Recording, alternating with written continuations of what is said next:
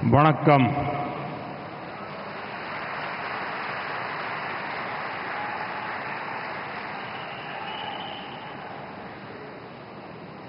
सबसे पहले तो मैं आप सबकी क्षमा मांगता हूं क्योंकि मुझे आने में देर हुई और आपको काफी इंतजार करना पड़ा। मैं सुबह दिल्ली से तो समय पर निकला था, लेकिन अनेक कार्यक्रम करते करते हर कोई 5-10 मिनट ज्यादा ले लेता है, तो उसी का परिणाम है कि जो लास्ट वाला होता है उसको सजा हो जाती है। तो मैं फिर भी देर से आने के लिए आप सबकी क्षमा चाहता हूं। साथियों, टेक्नोलॉजी और इनोवेशन की फील्ड के इतने सारे माइंड्स के बीच आना, ये अपने आप में एक बहुत सुखद अनुभव है। मुझे ऐसा लग रहा है जैसे कि मैं भविष्य को गढ़ने वाली किसी लेबोरेटरी में आया हूं।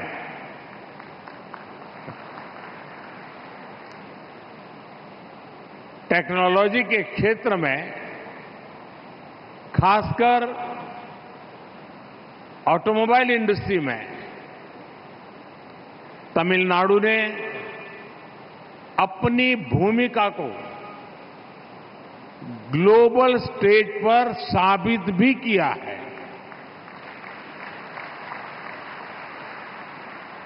मुझे खुशी है कि आपने इस इवेंट को भी क्रिएटिंग द फ्यूचर ये नाम दिया है। Creating the future digital mobility for automotive MSME enterprisers. मैं इस कार्यक्रम के लिए इतनी बड़ी संख्या में एमएसएमईज को, हजारों प्रतिभाशाली युवाओं को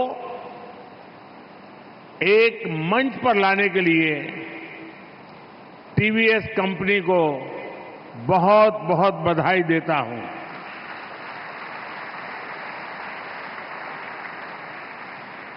मुझे विश्वास है इस प्लेटफॉर्म से ऑटोमोबाइल इंडस्ट्री के साथ साथ विकसित भारत के निर्माण को भी गति मिलेगी। मैं समझता हूं कि साइमल्टेनियस इंटरप्रिटेशन चल रहा है ना। साथियों, आप सब जानते हैं कि हमारी कुल जीडीपी का 7% हिस्सा देश की ऑटोमोबाइल इंडस्ट्री से आता है।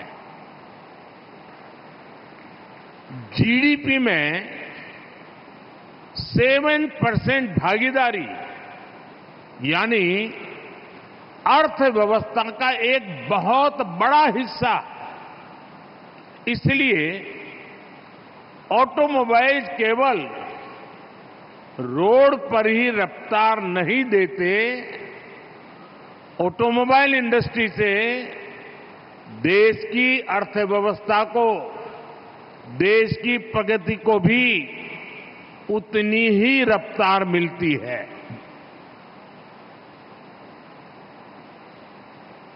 मैन्युफैक्चरिंग और इनोवेशन को बढ़ावा देने में भी ऑटोमोबाइल इंडस्ट्री का रोल बहुत अहम है। साथियों, जो योगदान ऑटोमोबाइल इंडस्ट्री का देश की इकोनॉमी में है, वही भूमिका एमएसएमईज की इस इंडस्ट्री के लिए है। भारत में हर साल 45 लाख कार उसका प्रोडक्शन होता है। भारत में करीब 2 crore two wheeler, 10 lakh commercial vehicle और 8.5 लाख 3 व्हीलर्स भी बनाए जाते हैं।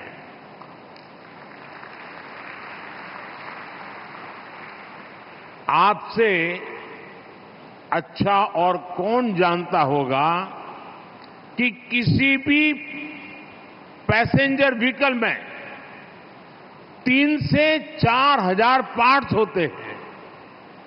यानी हर दिन ऐसे वाहनों को बनाने के लिए लाखों पार्ट्स की जरूरत पड़ती है और इस सप्लाई का बहुत बड़ा जिम्मा हमारी लाखों एमएसएमई ही उठाती है।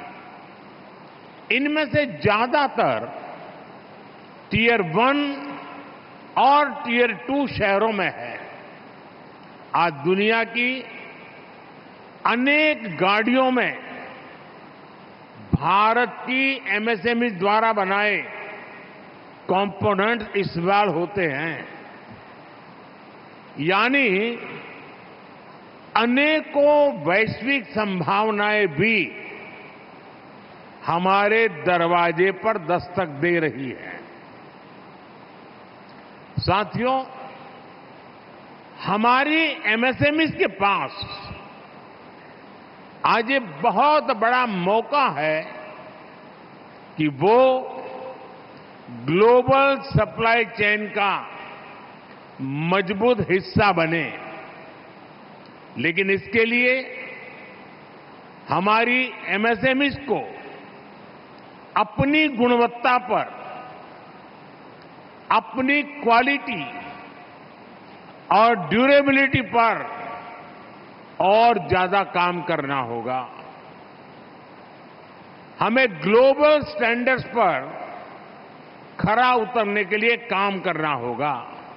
और मैंने एक बार लाल किले से कहा था कि अब भारत ने दुनिया में पहुंचना है तो एक सूत्र का गंभीरतापूर्वक स्वीकार करना होगा। और मैंने कहा था अब हमारा प्रोडक्शन 0 डिफेक्ट, 0 इफेक्ट वाला होगा।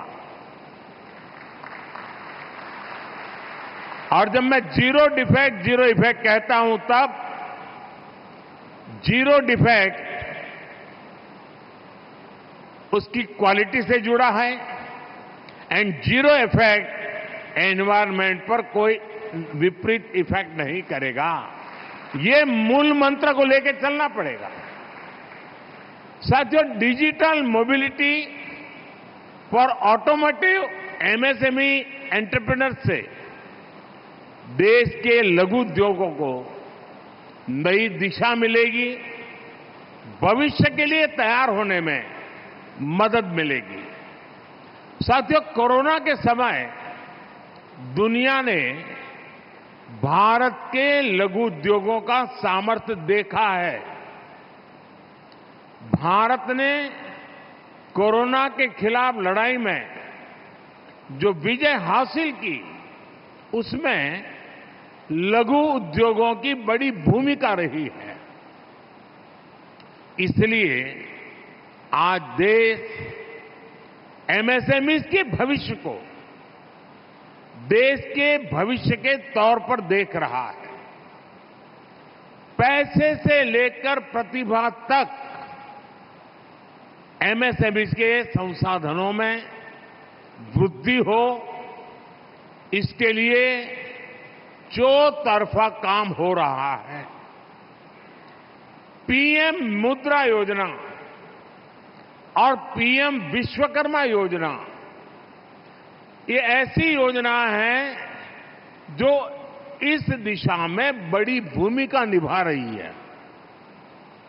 कोरोना के समय में एमएसएमई क्रेडिट गारंटी स्कीम ने लाखों रोजगार, और वो संकट का काल है, आप याद रखिए, लाखों रोजगार बचाने में आपके एमएसएमई सेक्टर ने मदद की थी।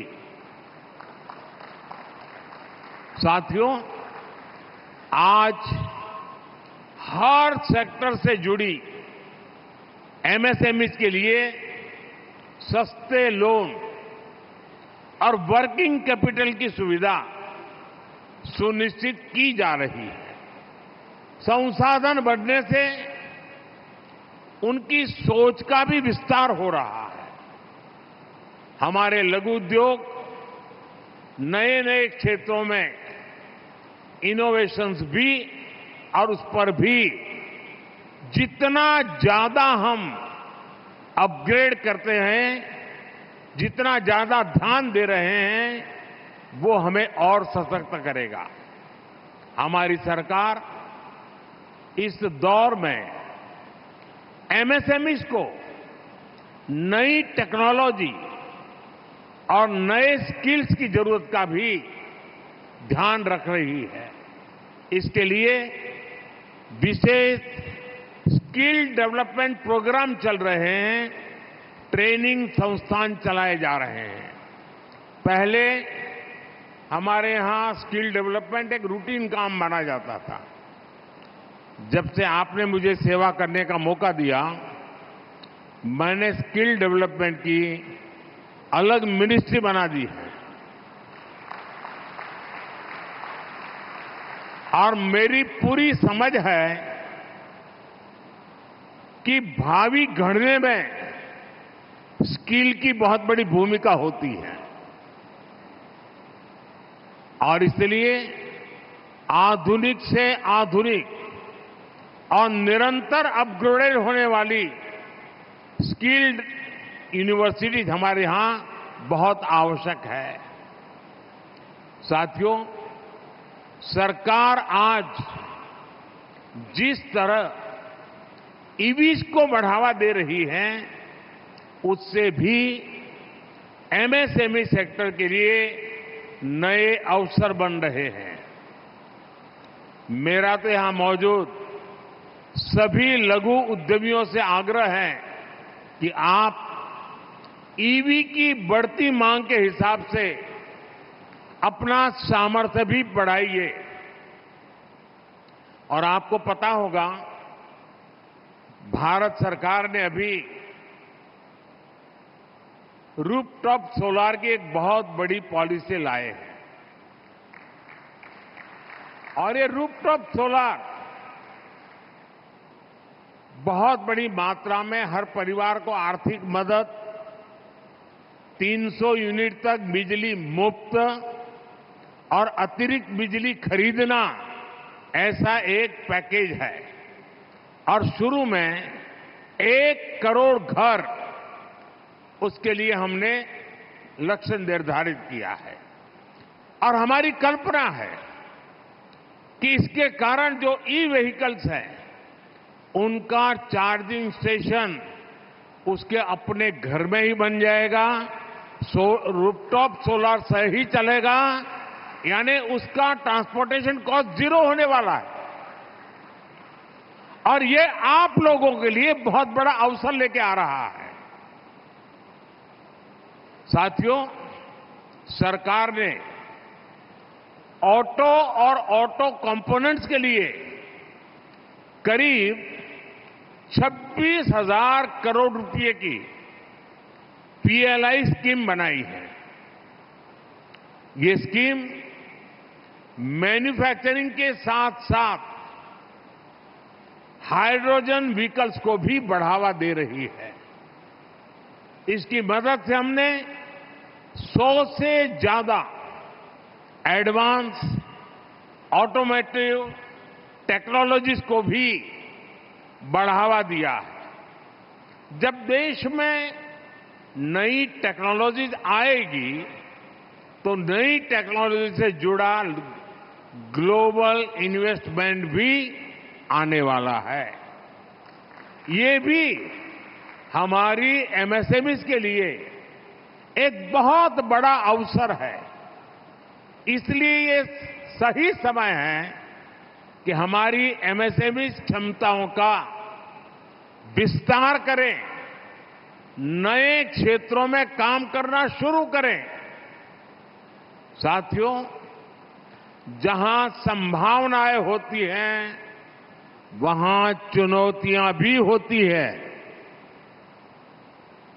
आज digitalisation, electrification, alternative fuel vehicles और मार्केट डिमांड फ्लक्चुएंस जैसी कई चुनौतियां एमएसएमईज के सामने है। सही समय पर और सही दिशा में सही कदम उठाकर हम इन चुनौतियों को अवसरों में बदल सकते हैं। इसके लिए खुद को अपग्रेड करने की जरूरत है। इसके साथ ही एमएसएमईज का फॉर्मलाइजेशन भी एक बड़ी चुनौती है। हमारी सरकार ने इस दिशा में कई कदम उठाए हैं। हमने एमएसएमईज की परिभाषा को भी बदला है। इस फैसले के बाद एमएसएमईज की ग्रोथ के रास्ते साफ हुए हैं। साथियों, विकसित भारत बनाने के लिए भारत सरकार अपनी हर इंडस्ट्री के साथ कंधे से कंधा मिलाकर खड़ी है। पहले इंडस्ट्री हो या इंडिविजुअल, छोटी सी छोटी बात के लिए सरकारी दफ्तरों के चक्कर काटने पड़ते थे, लेकिन आज सरकार हर सेक्टर की समस्याओं का समाधान कर रही है। बीते वर्षों में हमने 40,000 से ज्यादा, मोर देन 40,000 कंप्लायंसेस समाप्त किए हैं। हमने बिजनेस से जुड़ी अनेकों छोटी छोटी भूलों को डीक्रिमिनलाइज भी किया है। वरना आपको आश्चर्य होगा, हमारे देश में ऐसे कानून थे कि अगर आपकी फैक्ट्री में टॉयलेट को 6 महीने में एक बार कलर नहीं किया तो आपको जेल भेजते थे। ये सब मैंने निकाला और इसको निकालने में 75 साल गए देश के। साथियों, नई लॉजिस्टिक पॉलिसी हो, जीएसटी हो, इन सभी से ऑटोमोबाइल इंडस्ट्री के लघु उद्योगों को भी मदद मिली है। सरकार ने पीएम गति शक्ति नेशनल मास्टर प्लान बनाकर भारत में इंफ्रास्ट्रक्चर डेवलपमेंट को एक दिशा दी है। पीएम गति शक्ति में 1,500 से ज्यादा लेयर्स में डेटा प्रोसेस करके भविष्य का इंफ्रास्ट्रक्चर बनाया जा रहा है। इससे मल्टी मॉडल कनेक्टिविटी को बहुत बड़ी शक्ति मिलने जा रही है। हम हर इंडस्ट्री के लिए सपोर्ट मैकेनिज्म को भी विकसित करने के पर बल दे रहे हैं। मैं ऑटोमोबाइल, एमएसएमई सेक्टर से भी कहूंगा कि इस सपोर्ट मैकेनिज्म का लाभ लें। इनोवेशन और कॉम्पिटिटिवनेस को आगे बढ़ाकर हमें जाना ही होगा। सरकार पूरी तरह आपके साथ है। मुझे विश्वास है इस दिशा में टीवीएस का प्रयास आपको जरूर सहायता करेगा। साथियों, 2-3 बातें और भी मैं बताना चाहता हूं। आपको पता है कि भारत सरकार ने स्क्रैप को लेकर के एक पॉलिसी बनाई है। हम चाहते हैं कि जितने पुराने व्हीकल्स हैं वो स्क्रैप हो और नए आधुनिक व्हीकल्स मार्केट में आए। अब ये बहुत बड़ी अपॉर्चुनिटी है। और इसलिए मैं आप उद्योग जगत के लोगों को भारत सरकार की ये स्क्रैपिंग की पॉलिसी का फायदा उठा करके स्क्रैपिंग की दिशा में आगे आना चाहिए। अब हमारा देश शिप ब्रेकिंग में दुनिया में नंबर 1 रहा है और शिप ब्रेकिंग का रिसाइकल मटेरियल उसका बहुत बड़ा मार्केट बना है। मैं मानता हूं अगर बड़ी योजना पूर्वक हम आगे आए तो हमारे पड़ोसी देश भी, उनके व्हीकल्स भी, गल्फ कंट्रीज जहां बहुत तेजी से व्हीकल बदले जा रहे हैं, वो भी स्क्रैप के लिए भारत आकर के एक बहुत बड़े उद्योग की संभावना है और वो सारी चीजें किसी न किसी रूप में आपके एमएसएमई के लिए काम की है। हम इस पूरे चीजों का कैसे फायदा उठाएं, उसी प्रकार से मुझे अभी बताया गया कि इसमें ट्रांसपोर्ट सेक्टर से जुड़े हुए लोग भी हैं।